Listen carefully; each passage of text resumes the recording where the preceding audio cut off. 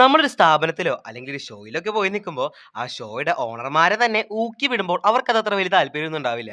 ഞാൻ പറഞ്ഞു വരുന്നത് നമ്മുടെ ബിഗ് ബോസിലെ സിബിനെ കുറിച്ചിട്ടാണ്. നമ്മുടെ ബിഗ് ബോസിൽ നിൽക്കുന്ന ഇപ്പൊ സിബിൻ നമ്മുടെ ബിഗ് ബോസിനെ തന്നെ ഇങ്ങനെ കളിയാക്കുന്ന രീതിയിൽ വർത്താനം പറയുന്നതായിട്ട് നിങ്ങൾക്ക് വ്യക്തമായിട്ട് തന്നെ കേൾക്കാൻ സാധിക്കുന്നുണ്ട്.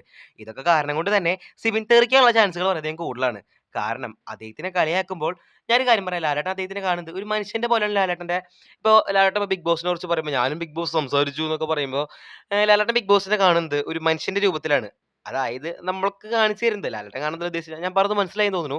അപ്പോൾ എന്തൊക്കെ തന്നെയായാലും സിബിന്റെ കാര്യത്തില് കുറച്ച് കഷ്ടം തന്നെയാണ്. സോ എന്തൊക്കെ തന്നെയായാലും ഇതിനെക്കുറിച്ച് ശനിയാഴ്ചയോ ഞായറാഴ്ചയോ എന്തെങ്കിലുമൊക്കെ ലാലേട്ടൻ പറയാണ്ടിരിക്കില്ല എന്ന് 100% ഉറപ്പ് തന്നെയാണ്. എന്തൊക്കെ തന്നെയായാലും കാത്തിരുന്ന് തന്നെ കാണാം.